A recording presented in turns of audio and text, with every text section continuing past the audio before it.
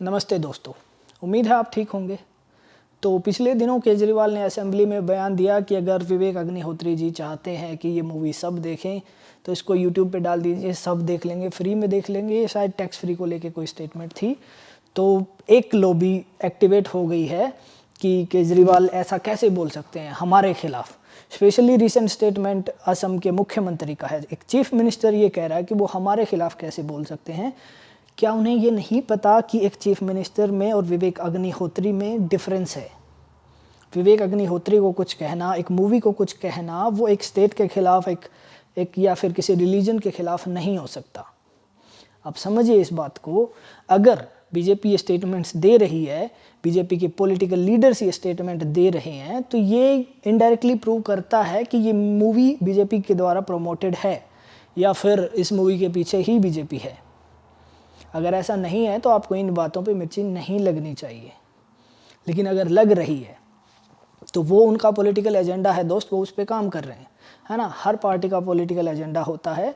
ये religious matter को बीच में लेके आना, ये बीजेपी का पॉलिटिकल एजेंडा है, हम सब अच्छे से जानते हैं। उसमें खैर मुझे कोई ख़ास प्रॉब्लम नहीं है, हालांकि ये होना नहीं चाहिए पॉलिटिक्स में, लेकिन चलो हो रहा है, सभी पार्टियां अपने लेवल पे कर रही हैं तो उसको असाइड रखते हैं। प्रॉब्लम मुझे उन लोगों से है जो इन बातों को अपने फेवर में मान रहे हैं या सच मान रहे हैं। कुछ लोगों को इस बात से प्रॉब्लम है कि केजरीवाल बीजेपी के खिलाफ क्यों बोलता है या केजरीवाल ने इस मूवी के खिलाफ क्यों बोला।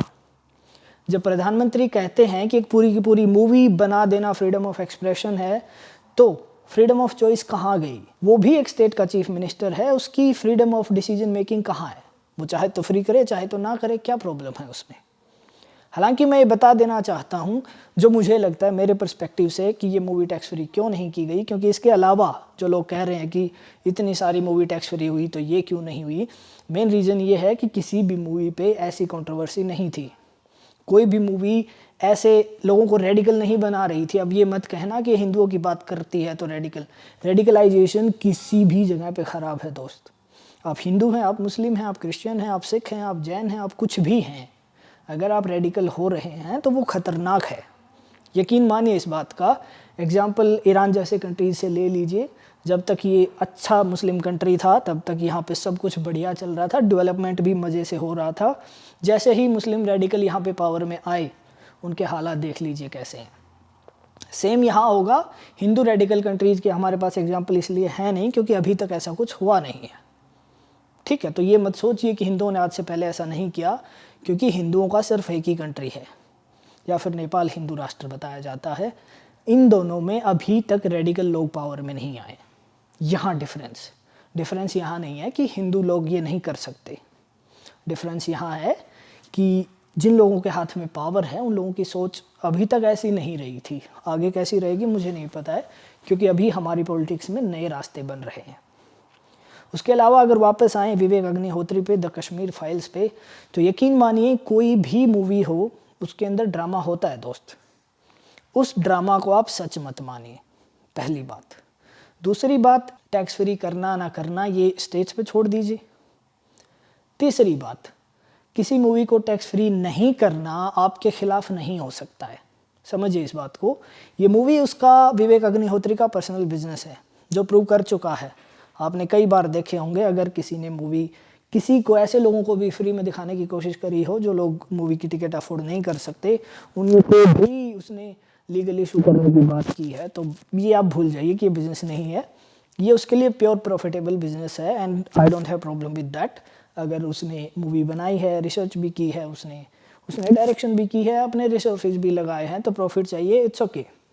लेकिन उसको ऐसे प्रोपेगेट नहीं करना चाहिए कि ये समाज हित में है। और रही बात पर्सनली लेने की, तो आप एक बात को समझिए, आप में और विवेक अग्निहोत्री में फ़र्क है।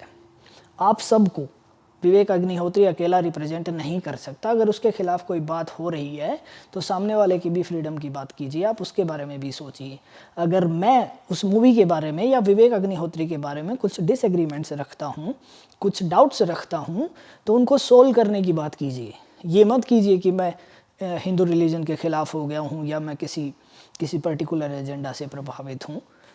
इसको सोचने से पहले ये सोचिए कि क्या मेरे सवाल लॉजिकल हैं, क्या मेरी फ्रीडम ऑफ एक्सप्रेशन आपने सिक्योर रखी है, क्योंकि आप एक पूरी की पूरी मूवी बना दे रहे हैं फ्रीडम ऑफ एक्सप्रेशन के नाम पे, और अगर कोई उसे क्रिटिसाइज़ करता है तो उसकी फ्रीडम ऑफ एक्सप्रेशन आप ताक पे रख देते हैं। कैसे चलेगा दोस्त? उसके अलावा कुछ लोग ये कह रहे हैं कि ये पॉलिटिकली मोटिवेटेड नहीं है।